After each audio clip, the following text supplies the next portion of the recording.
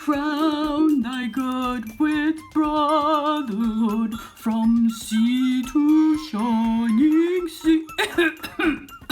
Oh, sorry. I was just singing for a second. I got a frog in my throat. Ribbit, ribbit. Oh my goodness, you guys, there's so much politics going on.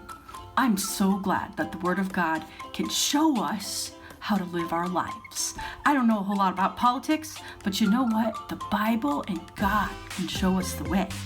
We're going to talk today about being truthful and how when you're not truthful, you lose the trust of other people in your life. Like if you lie to your parents, they're not going to trust you next time when you try to tell them something.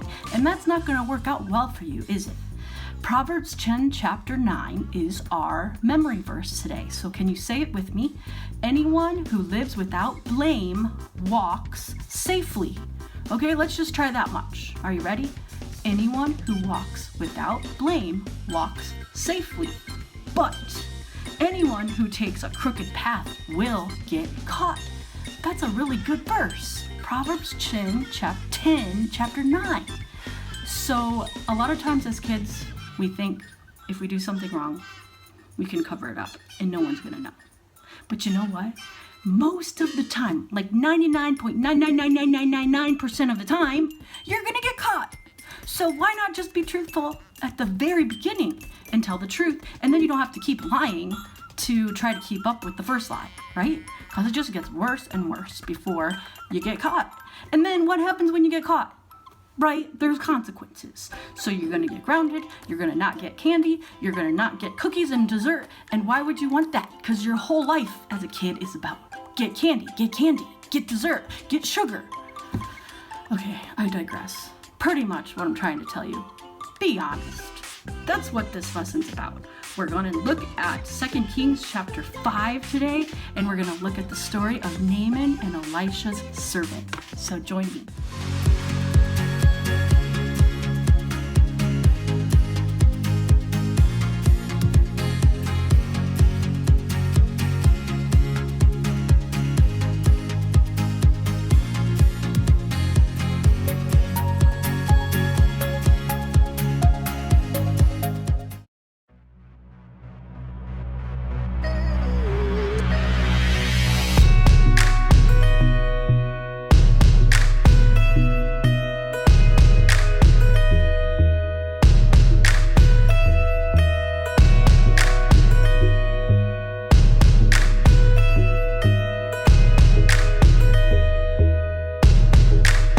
Maybe once in a while you cover up an itty bitty lie with a big fat smile. But an itty bitty lie still lie, and that's not your style. But stick to the middle of the path from mile to mile.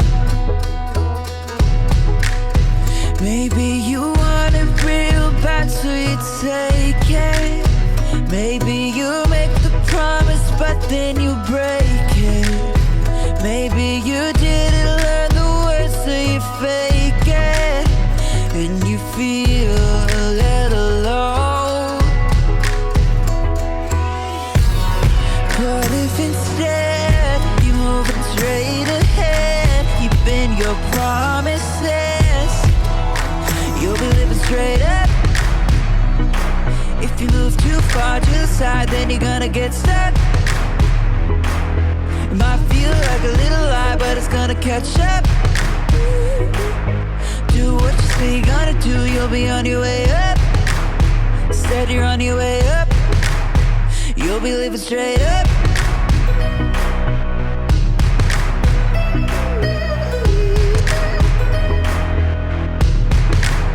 Maybe you've got a crew, and you said we're gonna do the good things that good friends do. And everybody's still a good friend who sticks like glue. Cause everybody did what they said and everybody was true. Maybe you wanted it but you didn't take it. Maybe you promised and then you didn't break it. Maybe you learned the words so you didn't fake it. And now everybody knows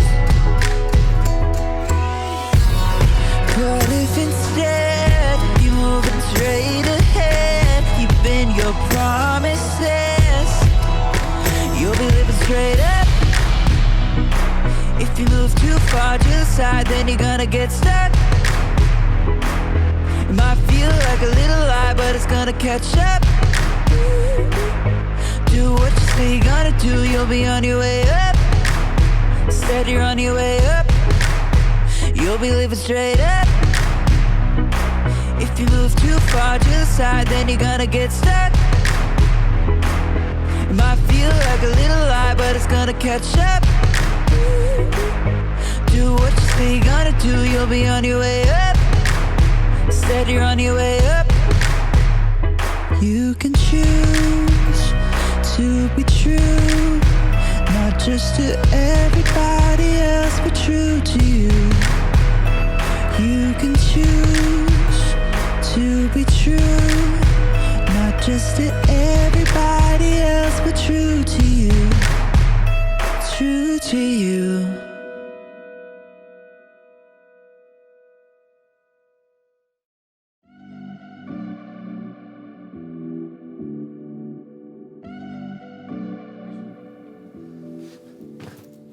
Hello, friends. It's me, Graham, and I am a hero. Hee-yah! Hee-yah! Hee-yah! Hee-yah! Uh-oh. Well, okay, I'm not a real hero, but I'm pretending to be one. It's fun to be a hero because heroes have integrity. Integrity is choosing to be truthful in whatever you say and do. And heroes, above everything else, are truthful. Of course, it's also fun to pretend to be the villain. Now you will know the power of the bucket. For I, Buckethead, am your second cousin once removed. No, that's impossible! We look nothing alike! Would I lie to you? Yeah, probably. You're right, I probably would.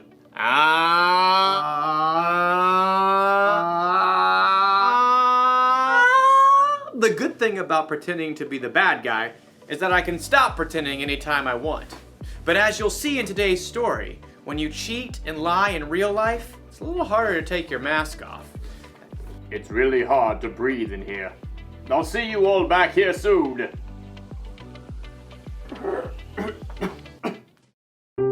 The Bible. It's 66 books of history, stories, letters, and poetry that fit together to form God's one big story. The epic adventure of how He created us and loves us so much that He made a way to rescue us. As we travel through the Bible, from Genesis to Revelation, we discover people who met God and found their lives changed forever. Now, for an amazing story, inspired by the book of 2 Kings, chapter 5. Naaman was the commander of the army of Aram, one of Israel's greatest enemies. Forward march! Though Naaman was a wealthy man, he had one problem that no doctor could solve. He had a terrible skin disease. Make it go away.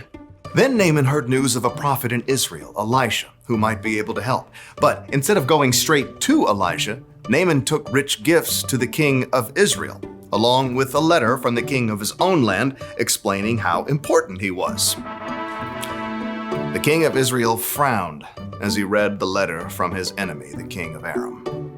I am sending my servant Naaman to you with this letter. I want you to heal him of his skin disease. What? No! I'm not God. Your king is trying to pick a fight with me. But I just Not listening. La, la, la, la. The king of Israel made such a fuss that Elijah heard the news and sent a messenger. It was probably his trusted servant, Gehazi. I'm a good guy. Trust me. Gehazi took Elisha's message to the king. Elisha says tell the man to come to me. Gehazi raced back home to help Elisha prepare for the important visitor. And sure enough, the king of Israel sent Naaman straight to their doorstep. Gehazi peeked out the window. Look how low the chariot is riding. What's in the back? Embroidered robes and bags of something? Gehazi? Hurry up. You gotta look good for this guy. I'll get you your best robe. Nope. You're not wearing the robe?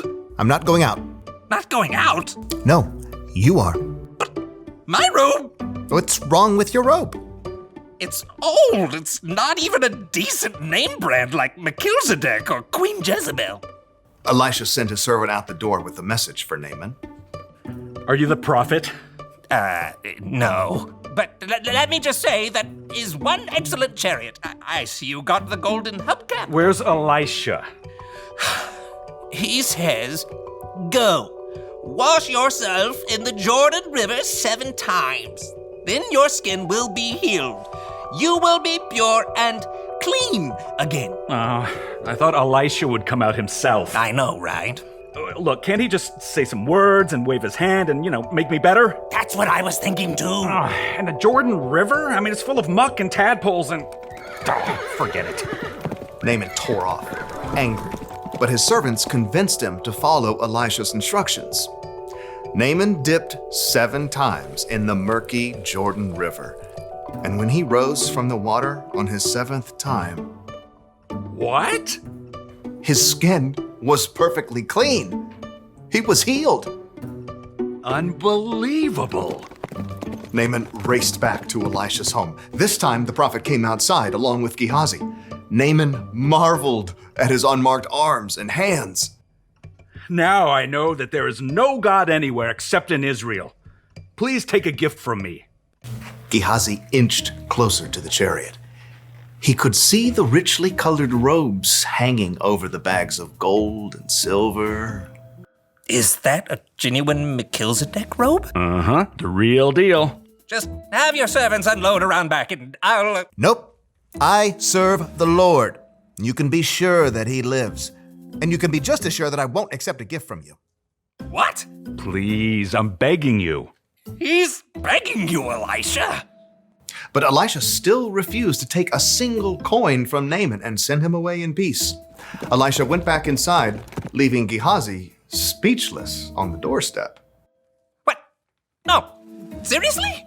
Gehazi could still see the dust kicked up by the horse's hooves. Elijah should have taken something. If he didn't want it, he could have just given it to me. With that, Gehazi took off running down the road. His arms pumped and his sandals flapped as he crested the hill and came up alongside the chariot. Naaman pulled it to a halt. Is everything all right? It's fine. My master sent me to say that 2 young prophets have come to visit. Yeah, that's it. Please give them 75 pounds of silver and 2 sets of clothes. Oh, of course. Take twice as much. Naaman's servants carried the heavy bags of silver and clothing back up the road. But as they approached Elisha's house... Hey, thanks. I got it from here. Straining beneath the weight of his heavy load, Gehazi snuck inside and stashed the clothing and silver in his room. Then he hurried back out and strolled through the front door.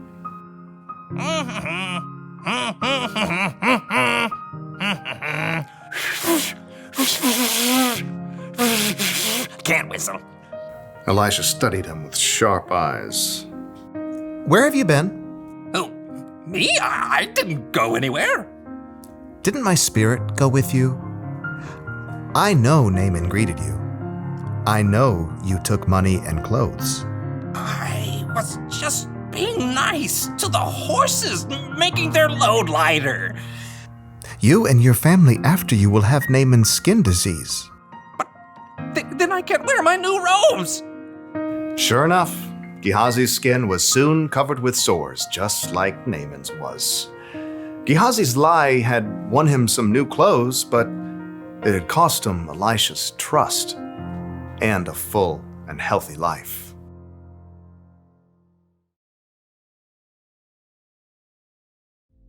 Elisha's servant Gehazi told some lies, didn't he? He lied to himself, saying he needed more stuff than he already had. He lied to Naaman to get the stuff. Then he lied to Elisha about all of it. Maybe Gehazi wasn't a bad guy, but Would you be able to trust somebody like that? Never! What if someone lied to you? What if they said they were going to keep a secret, but they let it slip out? Or if they said they'd do one thing, but then did something else instead? Do you still trust them? Oh no! It's harder to trust people after they've let you down, right? Correct! It works the same way when we're the ones who tell the lie or don't do what we say we'll do.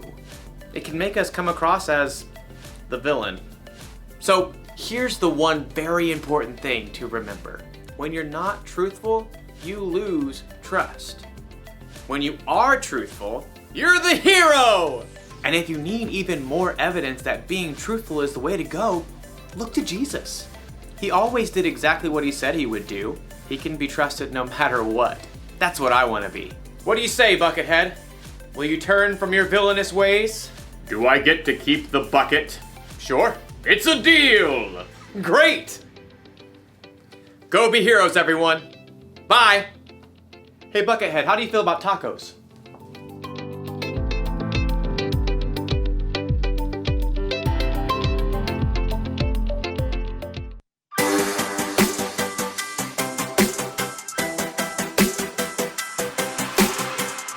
Before the day I took a breath, you had a plan for my every step. You promised to always be by my side. I believe that